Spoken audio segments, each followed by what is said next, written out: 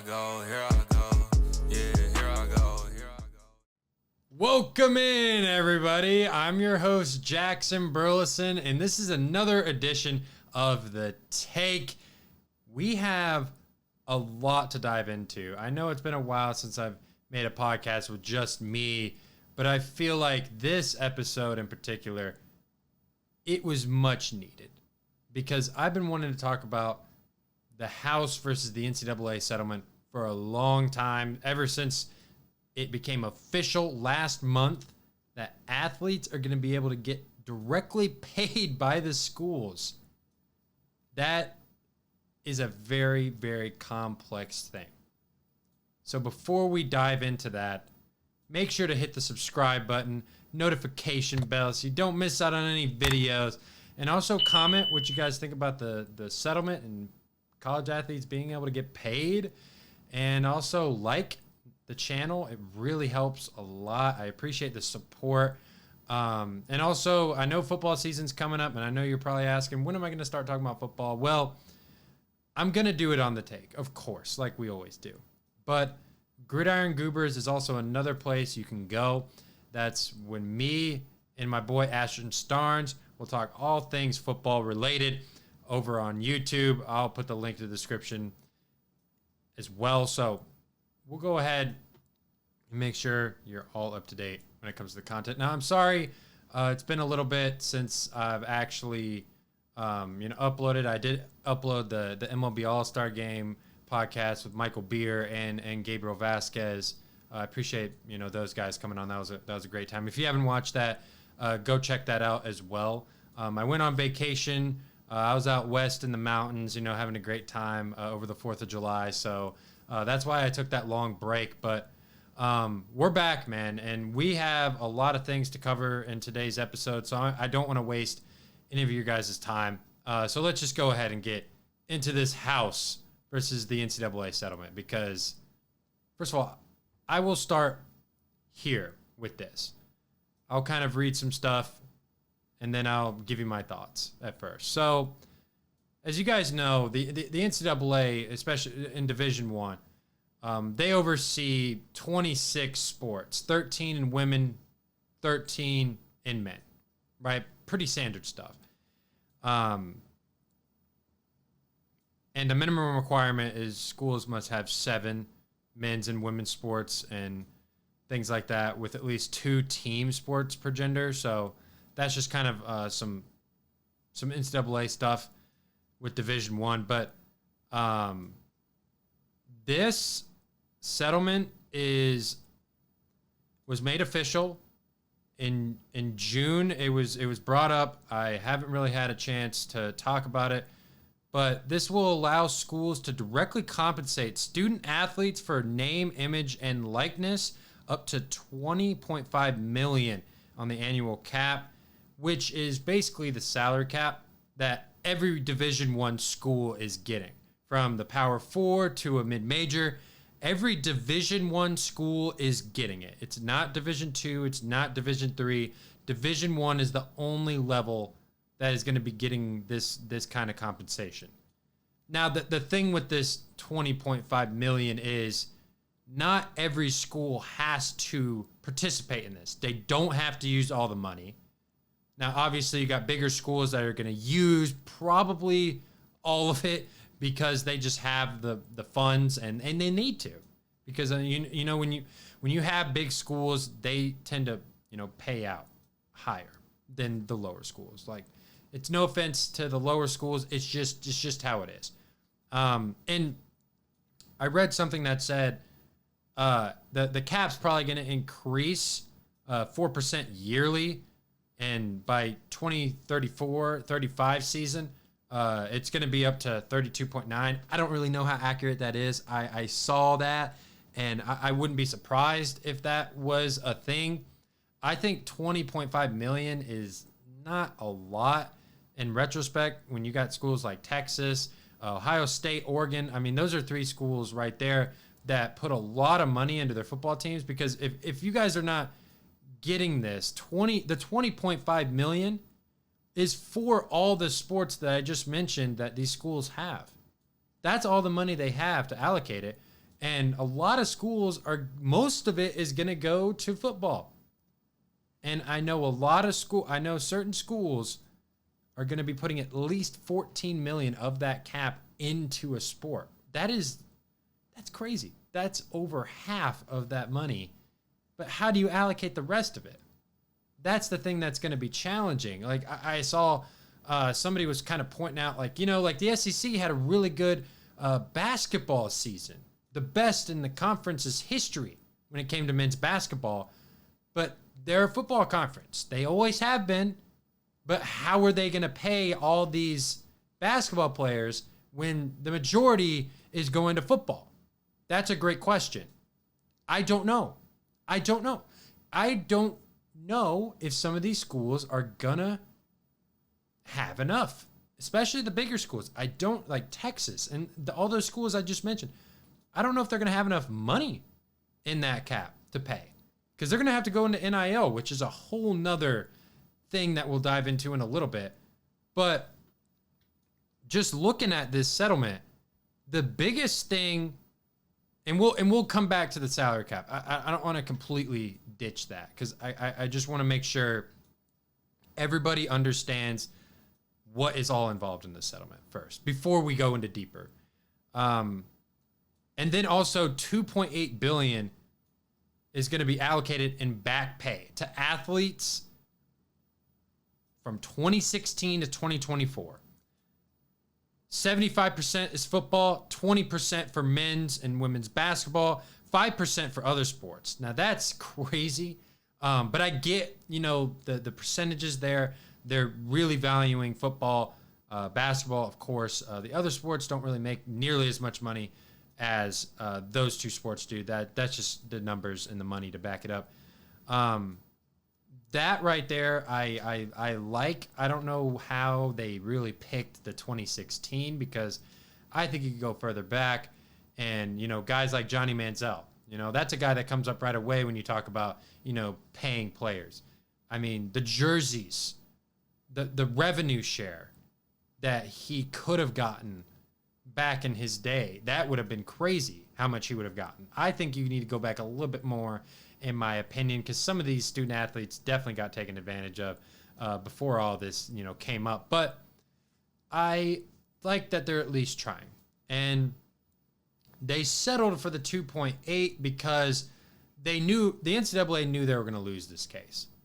And so they went, okay, if they didn't settle, they were probably going to have to pay double what they're already paying now. So that's why NCAA did this. They did this to basically save their asses in a way.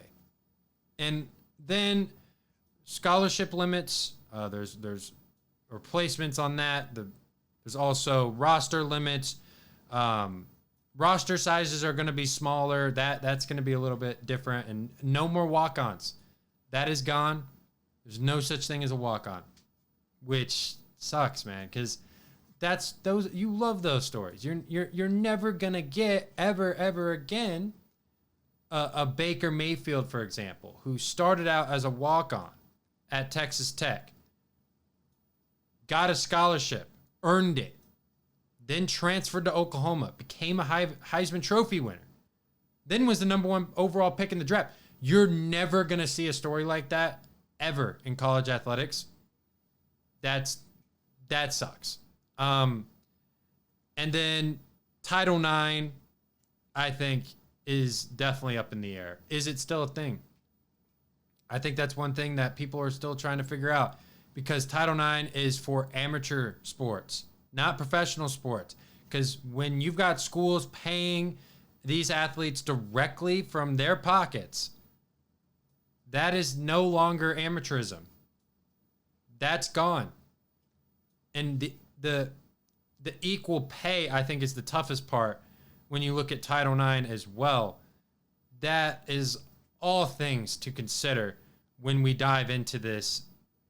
There's so many weeds to get over, and we're going to do a deeper dive in one moment, but I want to play a soundbite from Paul Feinbaum. Like a month ago, he was talking about, he was asked about how this settlement changes college sports and how it'll look in 10 to 15 years from now.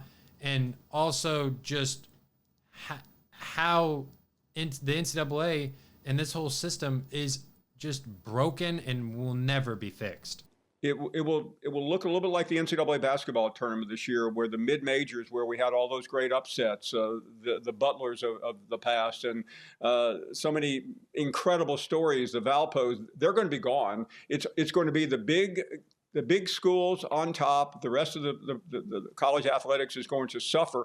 And what was really interesting, Jay, I heard Pete Thamel earlier announce that there's going to be a new director of enforcement, so to speak, this ex-Major League Baseball executive who was a former U.S. attorney. Well, good luck for that. The NCAA, whose main goal was to enforce college athletics, could not do it. This person will not be able to do it either, because there will be more litigation. And the real casualty of all this, I believe, is going to be the one part of college athletics that has grown so much. We watched the Women's World Series last night, $1 million pitcher, by the way, for Texas Tech.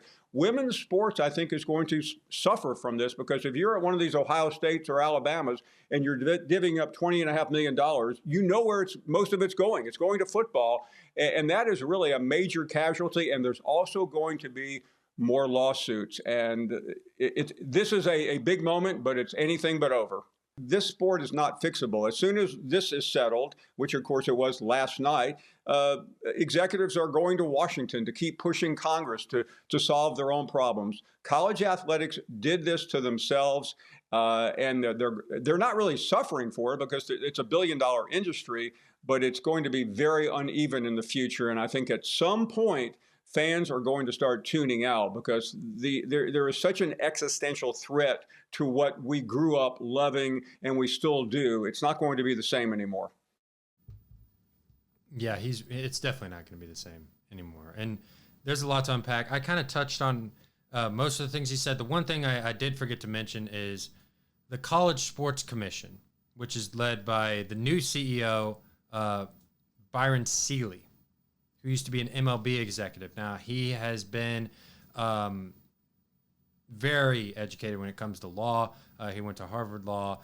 He's also a U.S. attorney. But he was saying he did not really good luck with that and trying to fit the job. I don't really have much to say about Seeley. I really don't know how he's going to do. I think it's honestly challenging for anybody you would have thrown in this position, because now the NCAA only has power to oversee tournaments. They have no power to oversee the pay and these NIL deals and things like that. That's out of their hands now with the College Sports Commission. And they're going to be enforcing settlement rules, and they're going to be overseeing NIL deals. They are basically the executive office like a normal sports league. This guy is the commissioner, essentially. Kind of. That's the thing that's weird about this whole thing, is because there's no yes or no clear-cut answer for any of these topics that I'm going to address. You know, what happens with the salary cap? How does that evolve over time? How do these other sports that are not getting all this money necessarily, how do they survive? I think that's the question, because we know football, we know basketball, they're going to be there long term. Those two sports are completely safe. And he brought up a good point. You know, women's sports. How does that affect women's sports? I honestly think women's sports is in jeopardy. And especially with what I just mentioned earlier, with Title IX being in question, the equal pay is impossible. You can't do it. And are these schools really going to put a lot of money into women's sports if football is the forefront of this? I think basketball could suffer too for some schools. I mean, there's some schools that are, basketball heavy school, like a Duke. They're probably going to put most of their money into basketball, but I mean, football is still important too. I mean, you got to put some kind of effort into the football team. And I think that's very difficult, especially when the NIL is basically,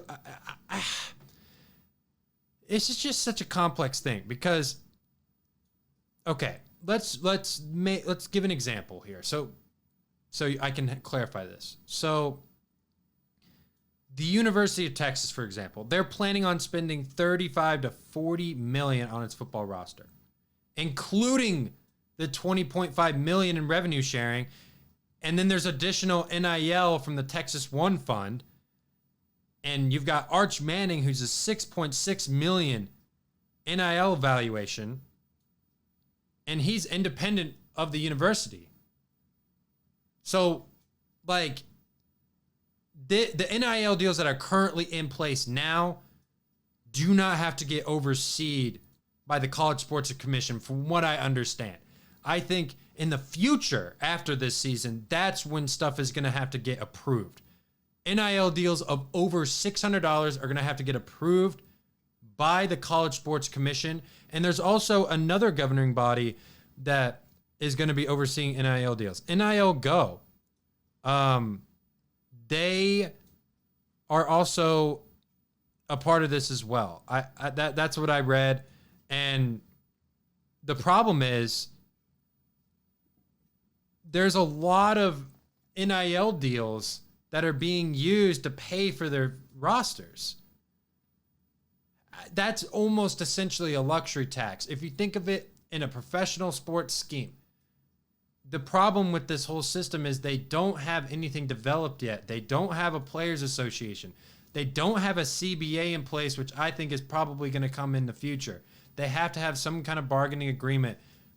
And then with players in contracts, what kind of clauses do you put in the contract? What do the contracts look like? What's the revenue sharing? I think it's great that, these athletes are getting paid. I'm not saying that's not a good thing. That's not what I'm saying at all. But there's so many other problems that have opened up just by solving. You had one problem that everyone's been complaining about for a long time, but then there are a lot of other components that are like, yeah, we're a professional league now. We got to start operating like one. But we're trying to quickly adjust on the fly of how to assemble a professional sports league. You can't do this. You can't do that. It's not efficient. It's not smart. But I get it. NCAA has simply hit the panic button because they didn't want to lose money. They didn't want to. And Feinbaum also said there's more lawsuits that are going to come, which I don't know what those entail either. There are so many things. But how would you guys feel if college athletes could earn millions directly from their schools? How would you guys feel about that? Is that okay with you? Are they university employees? Do they get benefits like a regular university employee would? Do they get health insurance? Do they get a 401k? How does that whole thing work? Are they a part-time worker? Are they a seasonal worker? Are they full-time? There's a lot of components to this. It's a job now. You're not just going to school to play football. It's a job. And it's been a job, of course. But like on paper, now it's a job. That's where it becomes complex. And I just think there's honestly too much to dive into here, but I feel like the one thing we need to really look at is the NIL state laws are different. There's 35 states that have NIL laws since 2019. 10 have modified them in 2025 to allow direct athlete payments, which essentially athletes have been already getting paid. It's just not directly from the school. But I mean, if it's a third party thing, you don't think the NIL and the schools or whoever's in that deal aren't working together? If you don't think so, then I don't know what you're doing. It's right in front of you. The formula is right in front of you. And like Colorado, they exempt athlete payments from open records laws. Utah, they specify athletes are not employees. Tennessee prohibits compensation limits unless part of federal law court order. There's too much. There's too much. And then also The contracts. Players have to have contracts now. A salary has to be in place. But I feel like, in my opinion, this is just my opinion. I know baseball gets a lot of flack. But I think the one thing baseball does rather well is has a sports league that operates at a high level with no salary cap. Maybe have no salary cap for college sports. What's the point of it? What's the point of it if a school like Ball State, who's in the MAC, has $20.5 million, hey, you can spend that money, but they're most likely not going to. So you might as well not even have a cap there. And then the $20.5 million is going to really limit these schools that are in the SEC, Big Ten. They can't spend the way they want to. And especially if you've got to get all these NIL deals approved in the future. That is going to be an issue. Schools are not going to like it. They're not going to have enough money. Rules are going to get broken. There's going to be loopholes for this. It's not pretty. It is not a pretty world right now for college sports. It's not, I hate it because I think the future of college sports is this. The future of college sports is football and basketball. Mid-majors are going to be gone. You know, I think each sport eventually is going to have their own league. They're going to have their own salary cap. They're going to have their own rules. Women's sports are going to have their completely own governing body at some point. The governing body now is a good idea, but I don't really think it is the right system for every single sport. It's only friendly to football and basketball. This only helps football and basketball. This hurts every other sport. Just saying. Just saying. Great that athletes are getting paid. That I want to keep emphasizing that. But I mean, the employment status is unresolved. Like I mentioned, revenue sharing has not been established. Programs are front-loading NIL deals before caps take effect, which is bad financing. That's bad budgeting. You gotta have somebody that can budget. Now you have to have an executives. Now you have to have a front office. Now you legit have to be a professional league. That's what it is. That's what it is. And yeah, now all these sports games are coming out. You know, it's a great deal. Schools can also earn money based on their game usage. How many times a school is played on an NCAA football game. They can earn a certain amount of money. And for example, if 7 million games were played on school A, 1% of the allocation is $50,000. So they can earn a lot of money from that. I wonder how they're going to be able to use some of this money coming in. Luxury tax. Are you going to go into the first, second apron? That's going to have to be a thing. Or it's just going to be a broken system and it's going to fall apart. You got to establish some ground rules and you got to make it a professional sports league or it's just going to collapse. To kind of summarize this whole thing, the points I want to make sure that everyone knows that I stand on these. What goes on with Title IX? What happens with that? Is it gone? Clarify that for us, please, college sports. What is the salary cap going to look like in the future? Is it going to go up? Is it going to stay the same? Is there a luxury tax? Is there a first, second apron? Can teams pay more money and have to have a penalty like other leagues? 3, how does this affect every other sport outside of football and basketball? Are those sports even able to stay around? I think that's the ultimate question right there. I've kind of talked about it. And then when it comes to the transfer portal, one thing I did forget to mention, transferring is going to be very hard because with these teams got salary caps, you got to, when you're trying to do, when a player wants to transfer, they can't just transfer. You have to be able to compensate for that salary cap. You have to be able to have enough money to put that current player on your roster and be able to offload some of that salary. So that's when you're going to have to put trades. Trades are going to happen in college sports in the future. That's going to happen. Transferring is no longer simple anymore. You can't just hop in the portal and leave. You're going to have to get traded. That's what's going to happen. And then the buyouts and the contracts. How long are these contracts? What are the clauses for you transferring? Is it a 1-year deal? Is it a 2-year deal? How does that necessarily work? Because it's got to operate like a professional league. All the things that you see in a professional league system has to happen. Trades, salary cap, luxury tax, first, second apron. You got to have a front office. You have to have a commissioner. You have to have a players association. All these things have to be in place. And I'm going to say it again, or college sports is going to be gone.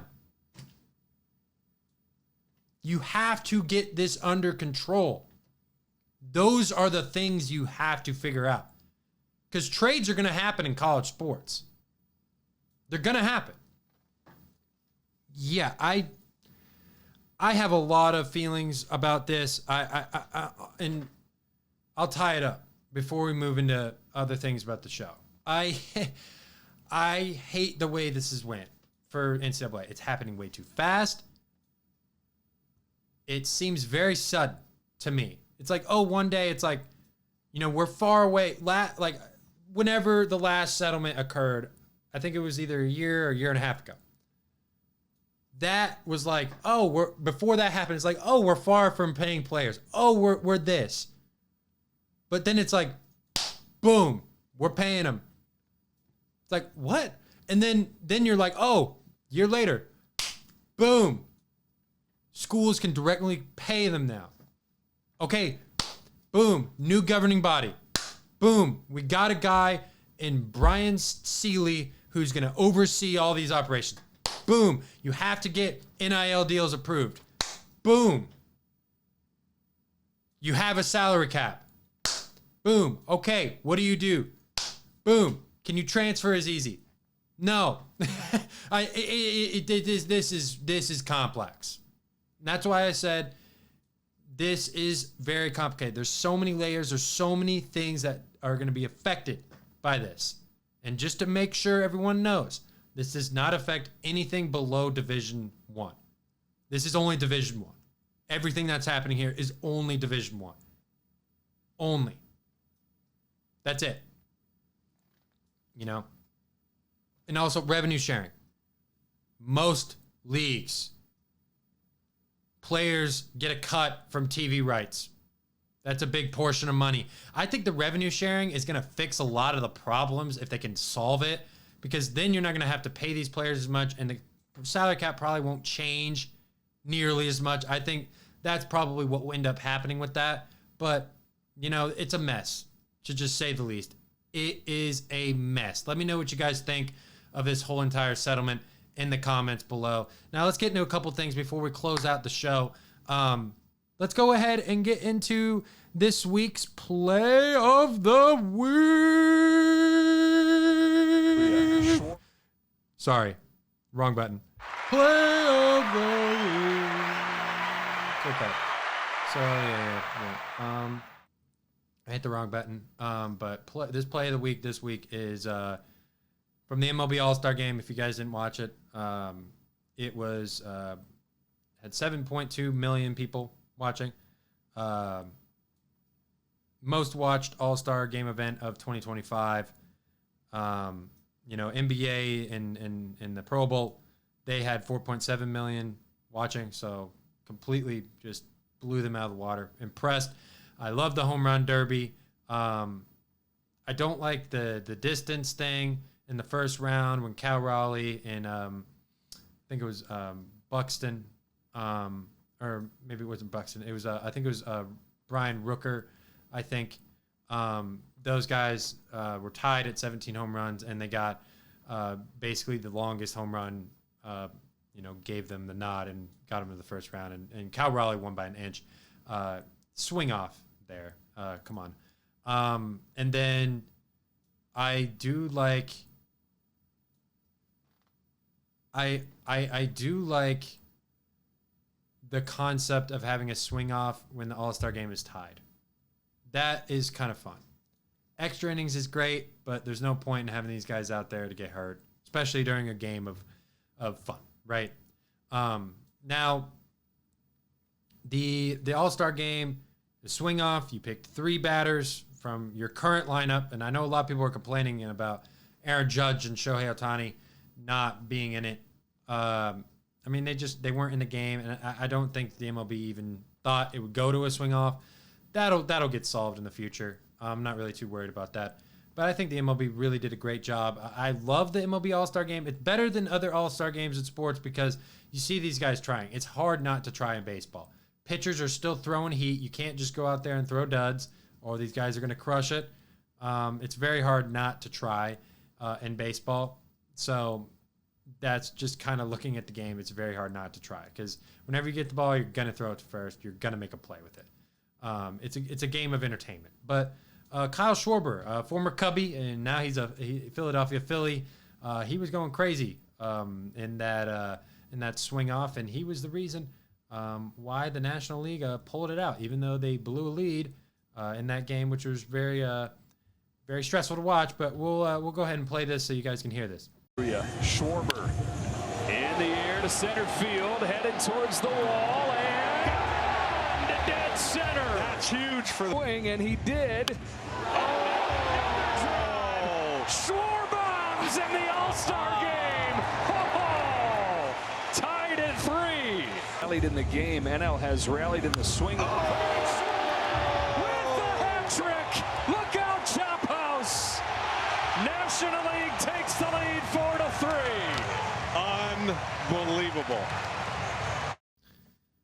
Yeah, so 3 swings and he hit 3 home runs. That's impossible to do, by the way. That takes a lot of skill. That was entertaining. I was like, oh, wow, I don't think I've ever seen that. But yeah, that was cool. That was cool. And also Kyle Schwarber, he became the first player ever as a non-pitcher to have no hits and win MLB All-Star Game MVP. That was fun. That was a fun game, truly. That was a really fun one. I liked that. And then let's go to JB's picks, courtesy of DraftKings.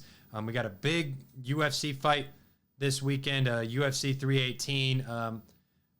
Max Holloway versus Dustin Poirier, the trilogy. Dustin Poirier, the Diamond. This is his last fight in the UFC. He's retiring after this. Great career, over 30 wins in the UFC. He got the interim title before he fought Khabib and lost it. He didn't get the chance to get the belt. But Dustin Poirier is a legend, man. But I'm going to go plus 114 for Dustin Poirier to win in his final fight. And this fight is for the BMF belt. If you guys don't know what the BMF belt stands for, it stands for baddest mother. I can't say that word. It's the F word. I can't say that word on here. But basically, every time this belt has been on the line, knockout has happened. So if you are not into UFC and if you've never watched the UFC, watch it this weekend because I guarantee you there's going to be a knockout. I'm going Dustin Poirier, 4th round knockout. I think Max Holloway is going to get put to the canvas, and I think Poirier is going to go out with style. I like what Dustin Poirier has been doing the last couple fights. I mean, he's, his last fight, he didn't beat Islam. I wish he did. But he took Islam Makhachev 5 rounds. He got submitted in the 5th round, and then Benat Saint Denis. That's an up and coming contender. No one thought Dustin Poirier was going to win that fight, and he wins. And Dustin Poirier, he's fought a lot of great guys. He knocked out Conor McGregor twice. He beat Michael Chandler, who's an amazing fighter. He wasn't able to get Oliveira, but I would like to see Dustin Poirier go out. He's got Little Wayne walking out with him. It's going to be a good fight. I think that's going to be a really good fight. I think Max Holloway, he's obviously one of the most entertaining guys in the UFC. His last fight, him and Gaethje, UFC 300. Holy crap. If you have not seen that clip, go watch that clip. Last second, toe-to-toe in the middle of the ring, gets knocked out, cold, right when the timer goes off in the fifth and final round. You can't make a script better than that. But that is going to be an interesting fight. I'm going Dustin Poirier for that fight. Great career, UFC Hall of Famer, guaranteed. One of the most entertaining fighters in the UFC and ever. One of the best shit talkers in the UFC's history. I really like this fight. This is a great fight for Dustin Poirier. And if he wins the BMF belt, what a way it would be to go out. Take the BMF belt. Yep, I got it. I am the baddest man on the planet in the UFC. Now, I'm going to be a little bit emotional watching this fight, but let me know who you guys got in the comments. And then the last thing we're going to talk about, President Donald Trump announced that the UFC is going to have a White House card next year for the 250th birthday of America at the White House for UFC White House. Now, a lot of guys want to all of a sudden fight. You know, Conor McGregor all of a sudden wants to fight. John Jones even came out of retirement, which I'm sick of this guy. If you're going to retire, retire. Just don't do this to the fans, okay? Don't make it so difficult. Because now we got to wait another year for you to fight. And I honestly don't care about John Jones anymore. I mean, yes, is he the GOAT? Sure, there's a big argument with that, you know, him and the steroid thing. But that, I'm excited to see what the UFC does with that White House card. I think it's very interesting. Dana White said that he wants John Jones and Tom Aspinall to be that's the dream main event. Now, Tom Aspinall is the current UFC heavyweight champion. He's going to have to at least defend that belt probably once before that fight. And it's not going to be against John because John's not fighting Tom unless it's on that card. But John said whoever's the UFC champion, then he's going to fight. So we might get the Aspinall and Jones fight after all. But, I mean, the biggest duck ever for John Jones. I mean, but John Jones, I understand his point of view because John Jones does not want to fight Tom Aspinall because he doesn't really think it adds another notch to his belt. He's not fighting a Francis Ngannou. He's not fighting a UFC all-time great. He is fighting a young cat that is trying to prove himself in the UFC. And I get it. You don't want to risk your legacy for that. That makes sense. But, you know, you retired when Dana White almost had that fight made. And then as soon as, you know, Trump announces the UFC White House thing, it's like, yep, I want to come back. He's back in the testing pool. Conor McGregor, nope, I'm back in the testing pool. Now, you know, all the complaining aside, I think having John Jones and Conor McGregor on the same card, whew, that is spectacular. You can't ask for a better. You can't ask for two guys better than that. But I mean, how much do I care to see John Jones fight? Not that much. But if he comes back, UFC White House, cool. Conor McGregor comes back, UFC White House, cool. If they don't, I really don't care. I've said Conor McGregor wasn't going to come back about 4 years ago now. He hasn't come back since. John Jones, he retired. I was like, well, screw this guy. I really don't care. But, you know, he's back. I'm like, you know, cool. But he says this is another thing for him to do. And he feels like he wasn't able to do anything else in his career, which I agreed with when he retired. I'm like, what else is he going to do? He's the youngest UFC champion ever. He's tied for the most UFC title defenses ever with Demetrius Johnson. You know, he's a dominant guy. And he's a two-weight class champion as well, light heavyweight and heavyweight. So I didn't really know what else there was for him to do. Now, I wanted him to fight Aspinall just because I wanted to see him fight him. But when he retired the first time, I was like, okay, yeah, you know, that's fine. But I really didn't expect him to unretire. That was kind of something I thought he was done. I thought he was for real done. But the White House thing makes perfect sense for him to come back. But, you know, let me know how much you guys think in the comments about that. And then Conor McGregor as well. He's been everywhere for the wrong reasons. But this is going to go ahead and do it for today's episode of The Take. I'm Jackson Burleson, of course.